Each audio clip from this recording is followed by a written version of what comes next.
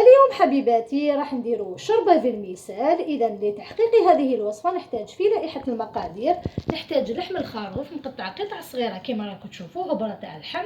نحتاج الى الحميصه يا البنات، نحتاج الى شوربه فيرميسال بطبيعه الحال، شويه زيت، الماء باش نملحو. نحتاج كذلك يا البنات عرف من الكرافس، نحتاج الى النعناع، نحتاج الى القزبر يعني حشيش الشوربه. فيما يخص التوابل يا البنات نحتاج الى نحتاج الى العكري، نحتاج خليط من التوابل الخاص بالشوربه راهم يتباعوا، نحتاج الى شويه قرفه، راس الحانوت يا البنات، نحتاج الى الملح وفلفل كحل، نحتاج كذلك حبيباتي الى مارغرين ولا شويه زبده باش تجينا بنينه الشوربه ديالنا، نحتاج الى حبه زروديه، كذلك نص حبه قرعه، فص من الثوم، البصل تاعنا قطعناه دي بوتي دي هكذا باسكو راح نرحي كلش، يعني هاد المقادير راح نرحيهم في الاخير. نحتاج كذلك يا البنات ملعقه كبيره من الطماطم المصبره، وطماطم طازجه تكون طيبه وتكون حمراء يا البنات كما راكم تشوفوا. تفضلوا معايا خياتي في طريقه تحضير الشوربه فيرميسيل تاعنا لنهار اليوم.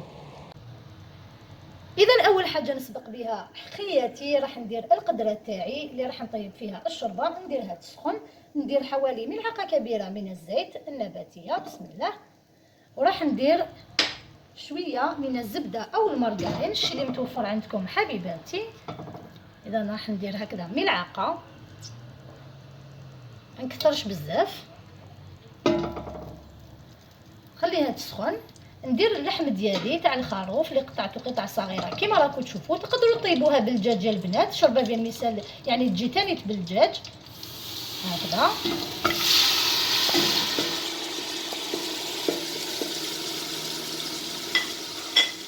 اذا نقلب مليح،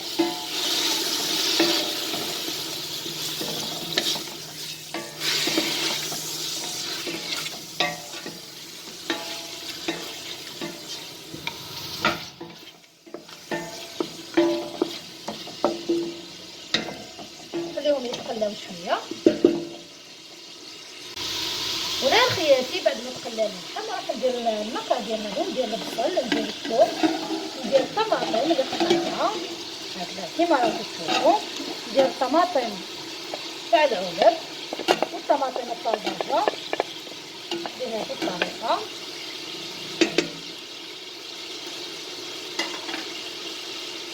قطعتها هكذا كما راكم تشوفوا.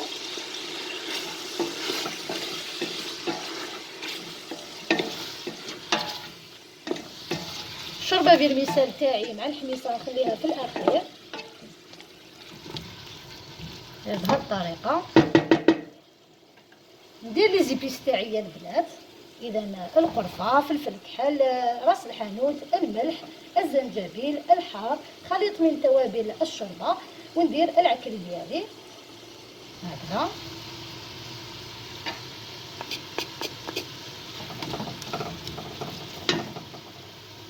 نخلطهم باش ما يتحرقوليش التوابل، ندير بهذه الطريقه.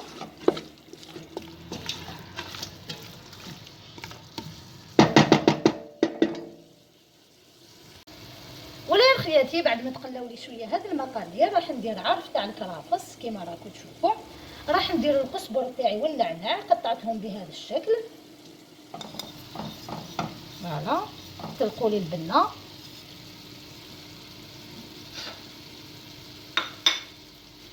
راح نخلط الكل مع بعض.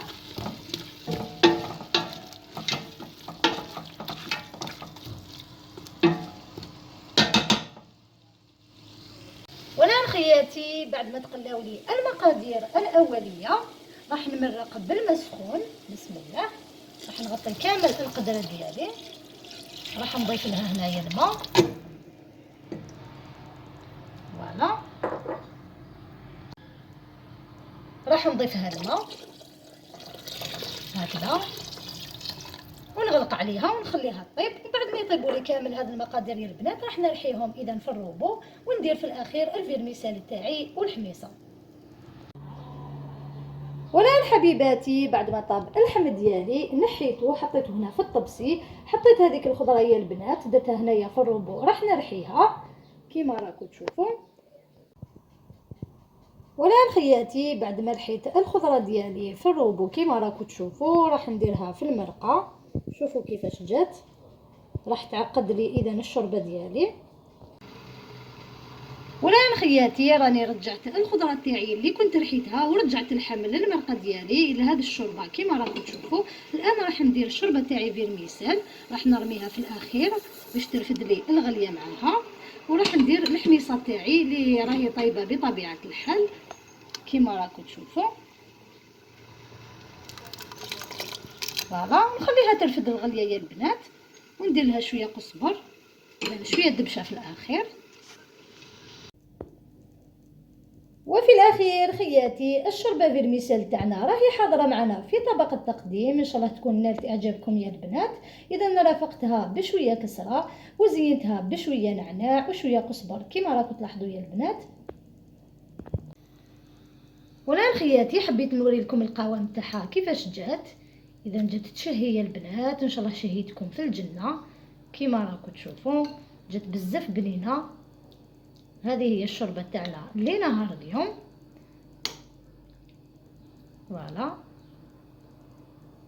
اذا خياتي اذا عجبتكم هذه الوصفه ما عليكم غير ديروا جيم وتشتركوا في القناه تاعنا لكي يصلكم كل جديد. دمتم في رعايه الله وحفظه، في امان الله، الى فيديو مقبل بحول الله. سلام.